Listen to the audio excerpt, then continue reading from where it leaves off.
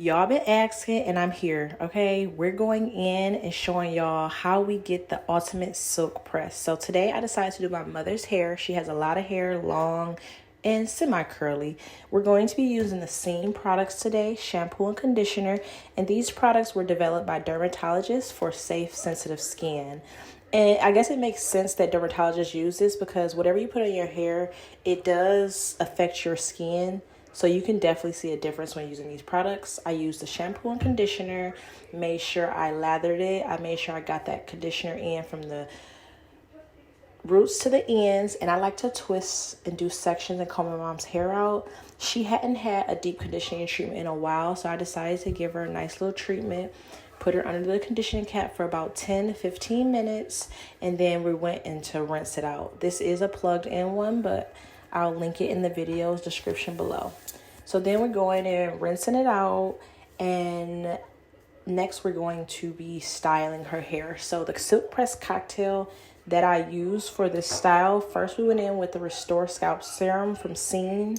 It is fragrance free, says you can use it 3 and more times a week. Is the New Me Watch Me Work Heat Thermal Protectant, the Clout Control Anti-Frizz Spray, and Color Wild Dream Coat, which I actually love because it helps with the humidity and keeping your hair at bay. Then I'm using my Lang Round Brush Blow Dryer because this does something for the hair. Like, I love a good fluffy blowout. I do not like it to be flat and feel like it stripped your hair. Then I'm going in with the best brush you'll literally ever use, okay? This is the brush your grandma was talking about. Like, listen, every time I brush my hair, my mother's hair, anyone's hair that I'm doing, I always brush before I style it. My grandma told me this ancient secret. She said she used to brush before she silk pressed any of her clients' hair, and it gave them extra 2 inches. So I believe it to be true because, listen, just wait. Look how my mom's hair look now, and watch after I get it done silk pressing it, okay?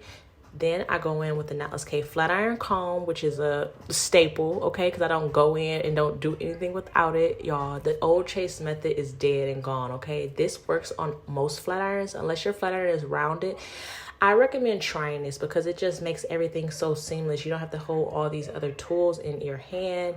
You don't have to kind of keep going over that part. Like, it just makes the hair so much better. And my mom's hair is long. My hair is thick. Like, you get tired super fast, okay? And yes, then we added some Sheen serum, magic serum at the end, just to give it some finishing touches and a little shine, y'all. And my mom absolutely loved her hair. Like, she couldn't even believe it. She was like, they don't even get my hair this silky straight at the salon. So I honestly hope this helps. And if you need another video, slow down video, I would love to show you. Maybe I'll do a live so you guys can see it in real time, because y'all really don't be believing me. Y'all saying the flat iron comb be falling off y'all flat irons, and I don't understand how. If it does, maybe you need to clean your flat irons off and apply and put the flat iron attachment on when your flat iron is cold, not hot. Like, when it's off and shut off, and leave it on there, because it is honestly very hard to get off of your flat iron.